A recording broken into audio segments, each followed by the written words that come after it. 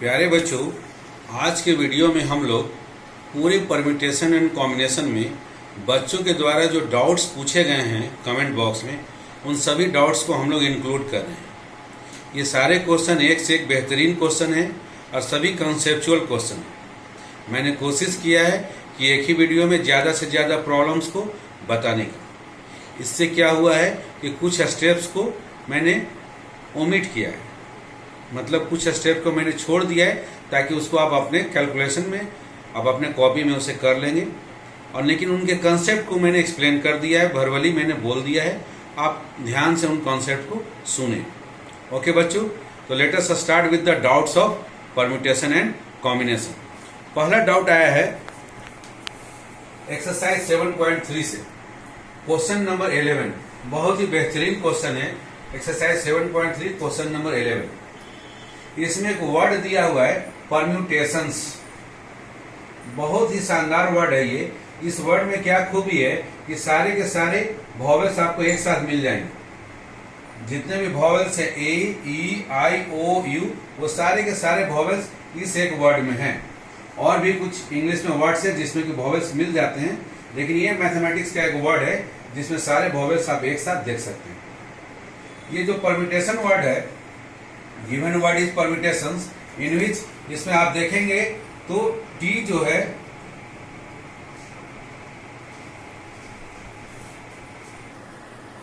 इस permutation word में आप ध्यान दें तो यहाँ जो टी है, ये टी 2 बार रिपीट कर रहा है। ये टी 2 बार है, in which T is repeated 2 times. T two times repeat कर रहा है। और total number of letters count करेंगे आप 1 2 3 4 5 6 7 8 9 10 11 12। तो टोटल नंबर ऑफ लेटर्स जो हो गए वो हो गए 12। तो परम्यूटेशन टोटल 12 लेटर से बना हुआ है। इन 12 लेटर में टी लेटर 2 बार रिपीट कर रहा है। ओके, अब आइए वन बाय वन प्रॉब्लम।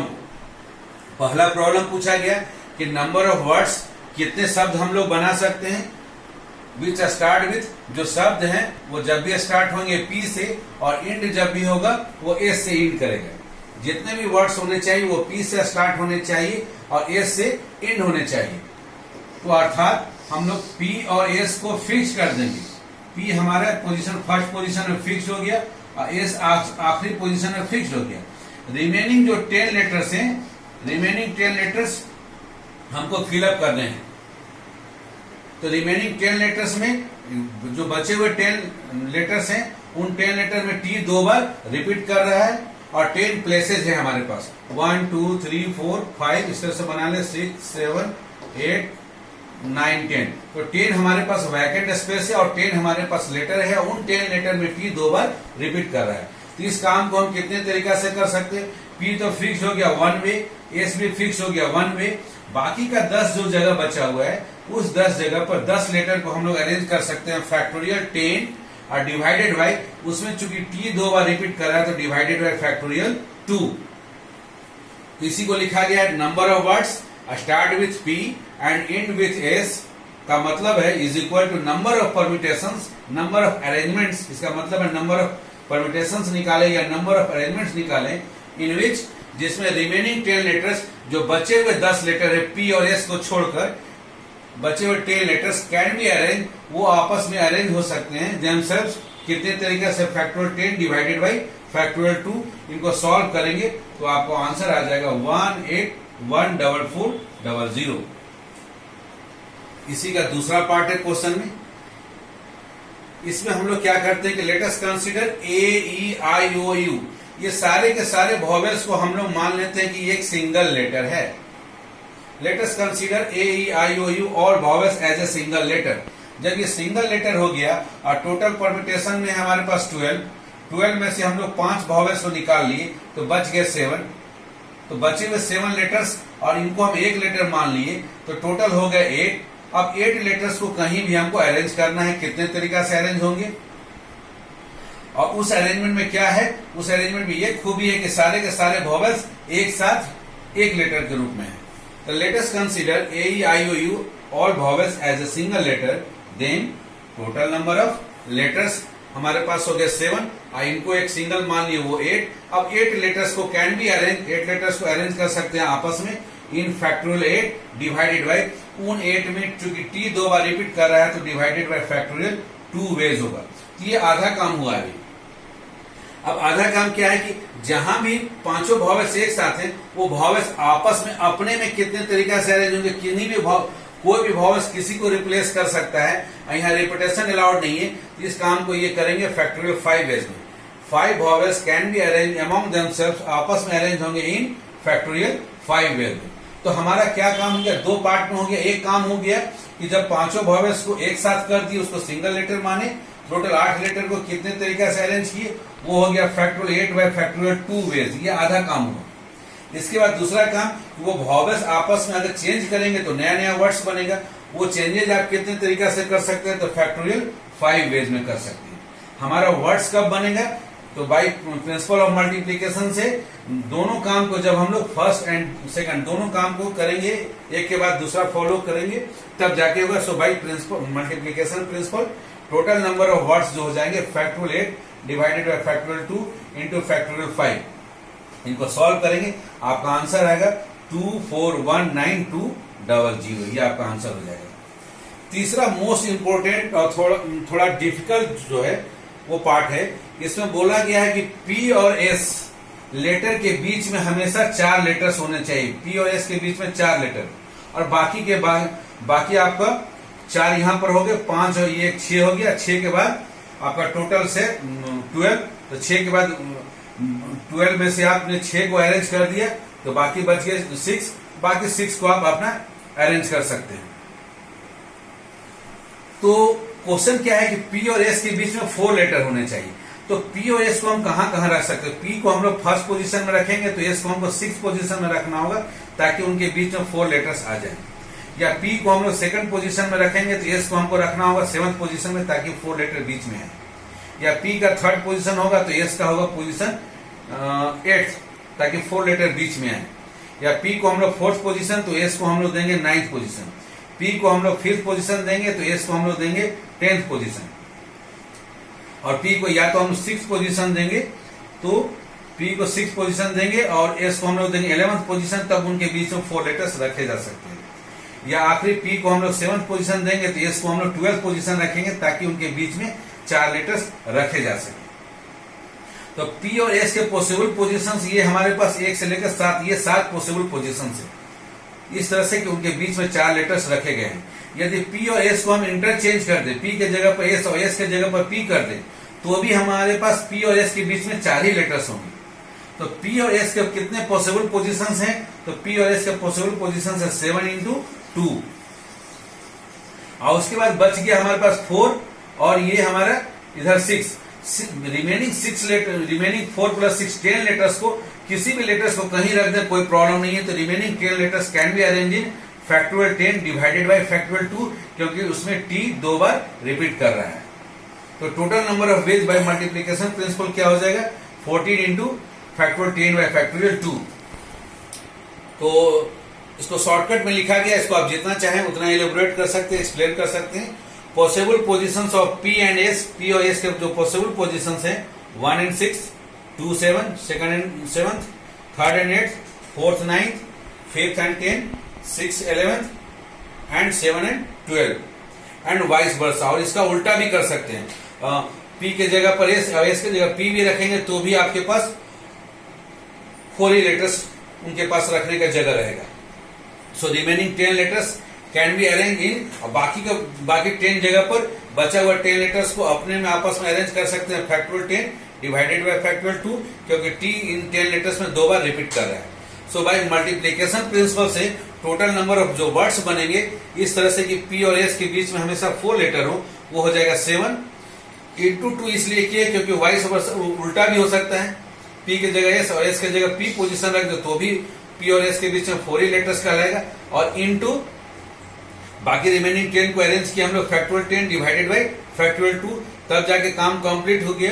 तो बाय प्रिंसिपल ऑफ मल्टीप्लीकेशन से 7 into 2 into factorial 10 bye factorial 2, factorial 10 bye factorial 2 हम लोग ऊपर निकाल चुके हैं 1814400 और 7 into 2 14 को मल्टीप्लाई कर ले तो आपका आंसर हो जाएगा 25401600। तो बच्चों देखें आपने कि कैसा ये क्वेश्चन ट्विस्टेड क्वेश्चन है, लेकिन आपका कंसेप्ट क्लियर है तो उसको समझ के आप आसानी से बना सकते हो। आइए हम लोग और कुछ बेहतरीन क्वेश्चंस को देखते हैं।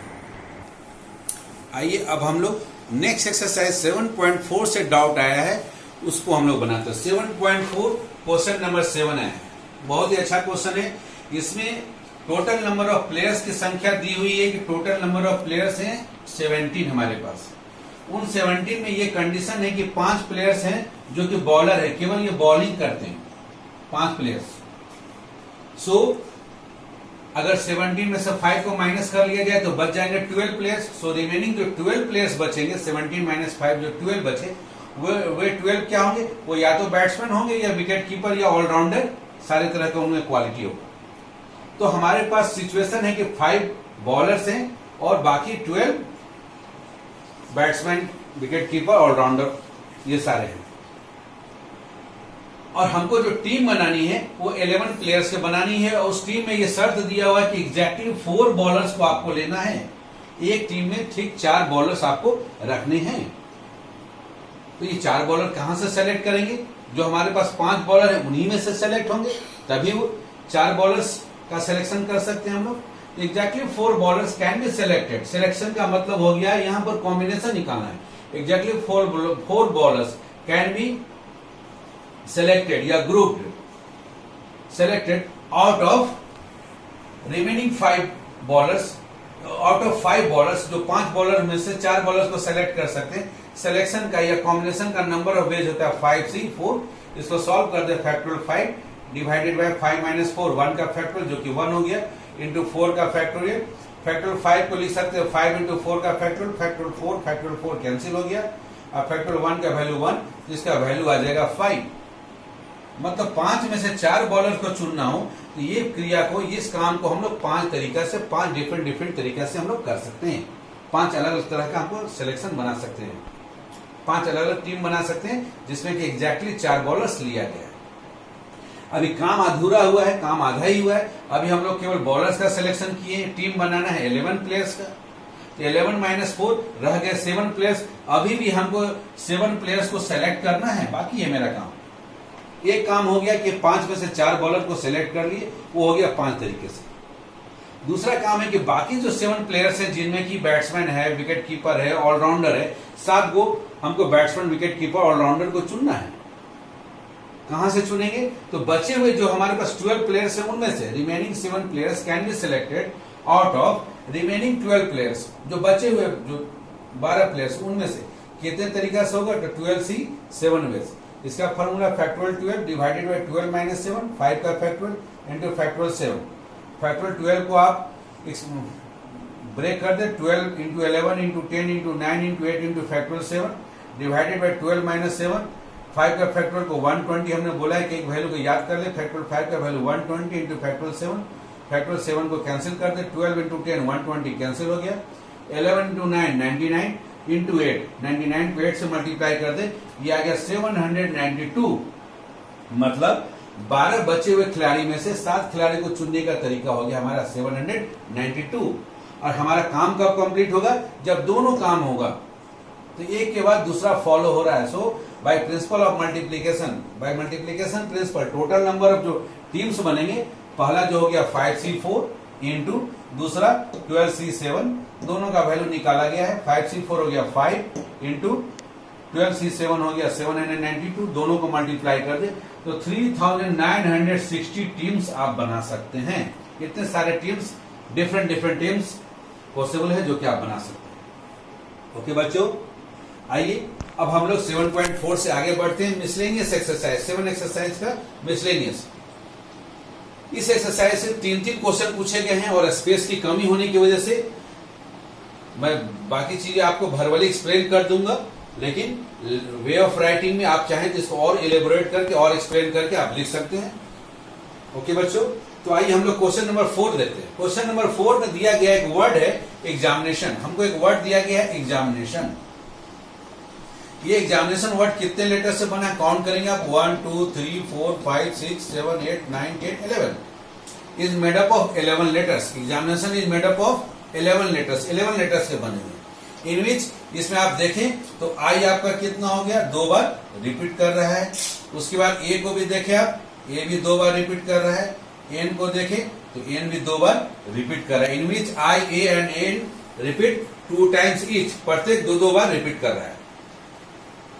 तो number of words which begin with A, अब हम लोग को क्या करना है कि एग्जामिनेशन के जितने भी लेटर हैं उन लेटर से एक डिक्शनरी बनाना है।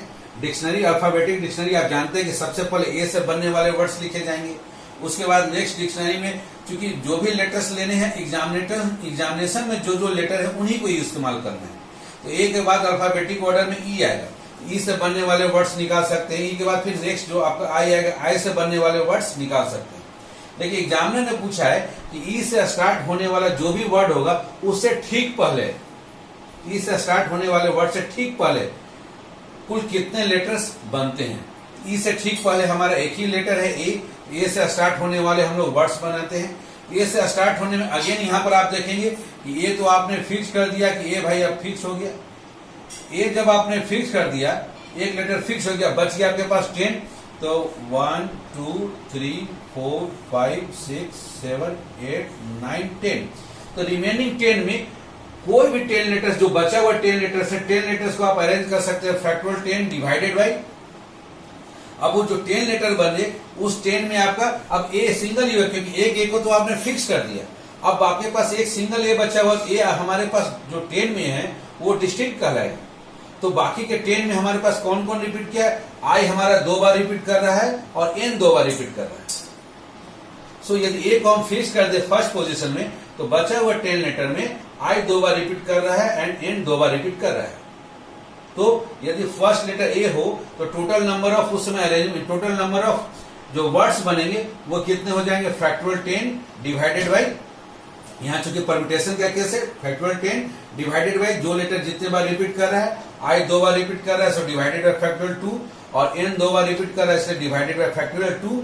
ए का नहीं होगा क्योंकि एक को तो आपने फिक्स कर दिया है। अब बाकी बचे 10 में एक ए जो है वो सिंगल है, डिस्टिंक्ट है, इसलिए उस ए के लिए हम लोग नहीं काउंट करेंगे उसको। अब इसको सॉल्व कर दे, फैक्टोरियल 10 को आप 10 into 9 into 8 into 7 into 6 into 5 into 4 into 3 into 2 लिख सकते हैं। फैक्टोरियल 2 को कैंसिल कर दे, उसका मल्टीप्लाई कर ले, 10 इंटू 9 आपका 90 हो गया, 90 को 5 इंटू 2 10 से मल्टीप्लाई कर दे 900 आ गया। 8 इंटू 7 को 56 कर ले, फिर 6 इंटू 3 बच गया, 6 इंटू 3, तो 900 इंटू 56 को आप 6 से मल्टीप्लाई कर ले, 336 इंटू 3, 336 को 3 से मल्टीप्लाई कर ले 1008, उसको 900 से मल्टीप्लाई कर ले तो आपका आ गया 907200। इसलिए number of words before the first word starting with E, dictionary का पहला वर्ड जो कि ई से स्टार्ट होगा उससे पहले जो भी लेटर्स बनेंगे वो किससे बनेंगे, ए से बनेंगे। और ए से बनने वाले कुल कितने लेटर्स आए, तो 907200। तो यही हमारे आंसर हो जाएंगे कि इतने वर्ड्स आप डिक्शनरी जो बनाएंगे उनमें आप इकाई, दहाई, सैकड़ा, हजार, 10,000, लाख, 9,07,200 वर्ड्स आप बना सकते हैं ई से बिगिन होने से पहले। उसी प्रकार अब ई से बिगिन होने वाले लेंगे कि अब ई से बिगिन होने वाले कितने हैं, तो ई को यहाँ फिक्स कर देंगे। जब ई को फिक्स कर देंगे ई से बनने वाले कितने लेटर्स हो जाएंगे, फैक्टोरियल 10 डिवाइडेड बाई, चूंकि उसमें ए रिपीट कर रहा है 2 बार तो फैक्टोरियल 2 भी होगा, एन 2 बार रिपीट कर रहा है तो फैक्टोरियल 2 भी होगा, और आई भी 2 बार रिपीट कर रहा है तो इंटू फैक्टोरियल 2, इसमें एक और एक्स्ट्रा फैक्टोरियल 2 आ जाएगा, अर्थात इसमें 2 से डिवाइड कर देंगे, जो आंसर आएगा वो हो जाएगा ई से बनने वाले। लेकिन वो क्वेश्चन पूछा नहीं गया है इसलिए उसको बताया नहीं गया है, यहाँ बनाया नहीं गया, आपके नॉलेज के लिए आपको बता दिया गया। ओके बच्चों, अब आइए इसी एक्सरसाइज मिसलेनियस एक्सरसाइज 7 से क्वेश्चन नंबर 7।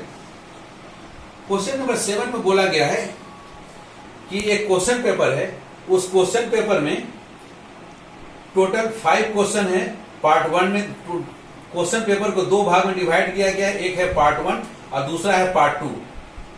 पार्ट 1 में है हमारे पास 5 क्वेश्चन और पार्ट 2 में 7 क्वेश्चन, टोटल 12 क्वेश्चन पेपर में दिया गया है। लेकिन एग्जामिनी को स्टूडेंट को केवल 8 ही क्वेश्चन सॉल्व करना है, केवल 8 क्वेश्चन सॉल्व करना है, और ये शर्त दिया गया है कि कम से कम हर एक पार्ट से, अगर पार्ट 1 हो या पार्ट 2, कम से कम एटलीस्ट 3 क्वेश्चन सॉल्व करना ही करना है। ऐसा नहीं कि पार्ट 1 से या पार्ट 2 से आप मात्र 2 क्वेश्चन सॉल्व करें या 1 क्वेश्चन सॉल्व करें, वो पॉसिबिलिटी को आपको नहीं लेना है। तो पूछा गया कि इस काम को आप कितने अलग अलग तरीका से नंबर ऑफ वेज में आप कर सकते हैं। क्योंकि स्पेस की कमी होने की वजह से मैं इसको एक्सप्लेन करते रहा हूं, लेकिन यहाँ शॉर्टकट में आपको बता रहे हैं। पार्ट 1 में 5 क्वेश्चन है, पार्ट 2 में 7 क्वेश्चन है। पहला केस हम लोग लेते हैं कि पार्ट 1 में 5 क्वेश्चन में से कोई भी 3 क्वेश्चन सॉल्व किया गया, तो हमको टोटल सॉल्व करना है 8 क्वेश्चन। तो पार्ट 2 से हमको 5 क्वेश्चन बाकी का सॉल्व करना पड़ेगा, 7 क्वेश्चन में से 5 क्वेश्चन। इस काम को हम कितने तरीका से करेंगे? 5 क्वेश्चन में से 3 क्वेश्चन सेलेक्ट करना है तो 5C3, और 7 क्वेश्चन में से 5 क्वेश्चन सेलेक्ट करना है तो 7C5 तरीका से कर सकते हैं। और बाय मल्टीप्लीकेशन प्रिंसिपल से टोटल नंबर ऑफ वेज क्या हो जाएगा? जो हमारा 5 + 3 8 क्वेश्चन कितने तरीका से सॉल्व होगा? तो 5C3 इंटू 7C5, इसको सॉल्व कर लें। Factorial 5 divided by factorial 3 into factorial 2 into factorial 7 divided by 7 - 5 factorial 2 into factorial 5। अब आप इसको सॉल्व कर लें। फैक्टोरियल 5 कैंसिल हो गया, और फैक्टोरियल 7 को आप 7 इंटू 6 इंटू फैक्टोरियल 5 का वैल्यू 120 आप लिख सकते हैं, और फैक्टोरियल 3 का वैल्यू होता है 6, तो 6 को कैंसिल कर दिए तो आपके पास बच गया 7 इंटू 120 है। 120 को आप 2 इंटू 2 4 से डिवाइड कर दिया, आ गया 30, तो 7 इंटू 30 210। तो 210 ऐसे वेज हो गए जिसमें कि पार्ट 1 से आपने 3 क्वेश्चन सॉल्व किया, कोई भी 3 क्वेश्चन 5 में से, और पार्ट 2 से जो 7 क्वेश्चन उसमें से किसी भी 5 क्वेश्चन को सॉल्व किया। इतने 210 अलग अलग डिफरेंट तरीके हो सकते हैं, 200 अलग अटेम्प्ट्स हो सकते हैं। दूसरा पॉसिबिलिटी है कि पार्ट 1 से 4 क्वेश्चन सॉल्व किया गया हो, पार्ट 2 से 4 क्वेश्चन सॉल्व किया गया। इस काम को 5 में से 4 क्वेश्चन सिलेक्शन 5C4 वे में, और 7 में से 4 क्वेश्चन सिलेक्शन 7C4 वे में। फॉर्मूला लगाइए, factorial 5 divided by 5 - 4 1 factorial into factorial 4 into factorial 7 divided by 7 4 का फैक्टोरियल इंटू 7 - 4 3 का फैक्टोरियल। अगेन 5 को हम लोग फैक्टोरियल 5 को 5 इंटू 4 का फैक्टोरियल कैंसिल कर दिए, ये 5 हो गया, और 7 इंटू 6 इंटू 5 लिख दिए, और इंटू फैक्टोरियल 4 को कैंसिल कर दिए, 3 2 जा 6 को कैंसिल कर दिए, तो 7 5 जा 35 इंटू 5 तो 175 हमारा आंसर हो गया।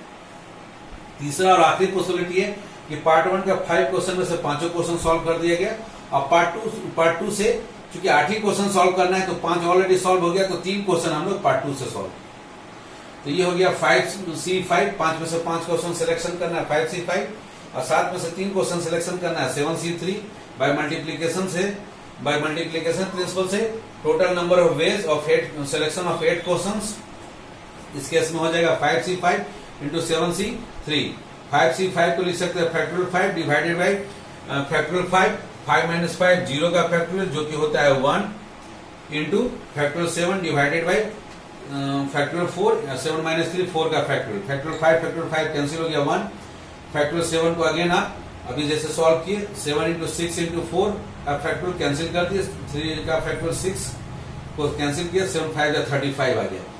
तो टोटल नंबर देखिए, अब यहाँ पर देखिए दोनों प्रिंसिपल लग रहा है, मल्टीप्लीकेशन प्रिंसिपल यहाँ लग रहा है।